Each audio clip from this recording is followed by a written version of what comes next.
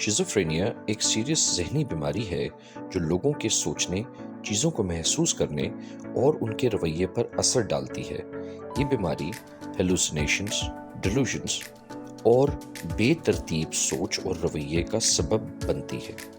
इस बीमारी की वजह से इंसान अपने आप को हकीकत से बहुत दूर महसूस कर सकता है। ये बीमारी अक्सर एडोलेसेंस यानी 12 से 19 साल या अर्ली अडल्टहुड यानी 20 से 30 साल में शुरू होती है और अगर इस वक्त इसका इलाज ना हो तो ये सारी ज़िंदगी के लिए मसला बन जाती है। लेकिन अगर वक्त पर तशखीस और मुकम्मल इलाज हो तो शिज़ोफ्रेनिया के साथ भी लोग अपनी ज़िंदगी अच्छी तरह गुजार सकते हैं। अब हम बात करते हैं कि शिज़ोफ्रेनिया की अलामात क्या होती हैं। शिज़ोफ्रेनिया की अलामात को 3 किस्मों में डिवाइड किया जाता है: पॉजिटिव सिम्टम्स, नेगेटिव सिम्टम्स और कॉग्निटिव सिम्टम्स।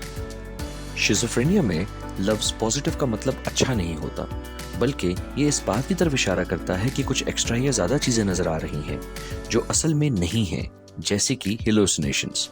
ये ऐसे एक्सपीरियंसेस हैं जिसमें लोग कुछ देखते, सुनते या महसूस करते हैं जो असल में वहाँ नहीं होता। मिसाल के तौर पर, अगर कोई शख्स ऐसे समझ रहा हो कि वो किसी की आवाज़ सुन रहा है जो असल में वहाँ नहीं है, तो ये एक हेलुसिनेशन है।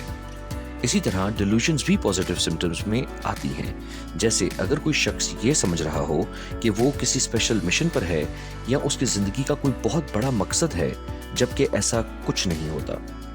बेतरतीब बोलना और सोचना भी पॉजिटिव सिम्टम्स में शामिल है। मिसाल के तौर पर, वो बात करते वक्त मुख्तलिफ और बेताल्लुक अल्फाज का इस्तेमाल करे जो दूसरों के लिए समझना मुश्किल हो।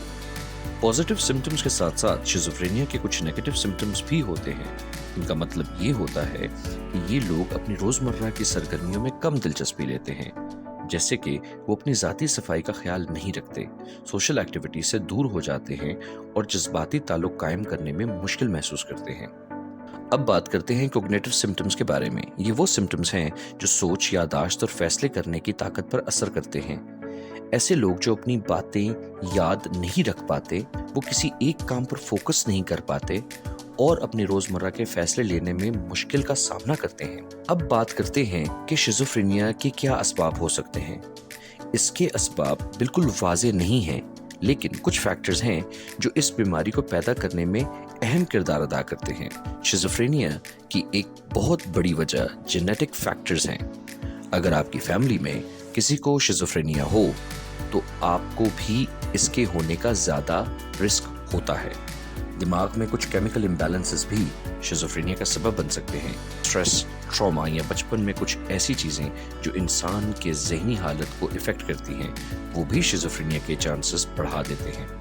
अब बात करते हैं शिज़ोफ्रेनिया के इलाज के बारे में। शिज़ोफ्रेनिया का इलाज मुमकिन है, लेकिन इसके लिए वक्त और सब्र की ज़रूरत होती है। शिज़ोफ्रेनिया का इलाज अक्सर दवाइयों से होता है जो दिमाग के केमिकल्स को बैलेंस करते हैं। ये दवाइयाँ शिज़ोफ्रेनिया की अलामात को कंट्रोल करने में मदद करती हैं। कॉग्निटिव बिहेवियरल थेरेपी या CBT भी एक मुफीद इलाज है। इसमें मरीज़ को अपने ख़यालात और जज्बात को समझने और उनको मैनेज करने में मदद मिलती है।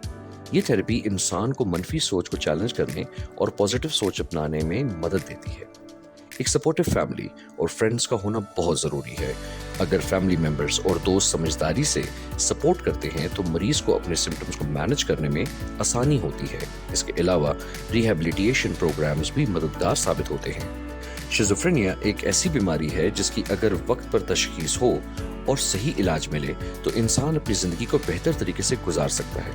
अगर आपको या आपके किसी अजीज़ को शिज़ोफ्रेनिया या किसी और मेंटल हेल्थ इशू का सामना है तो सेहतयाब की वेबसाइट www.sehetyab.com पर जाएं, वीडियो को लाइक करें, अपने कमेंट शेयर करना ना भूलें।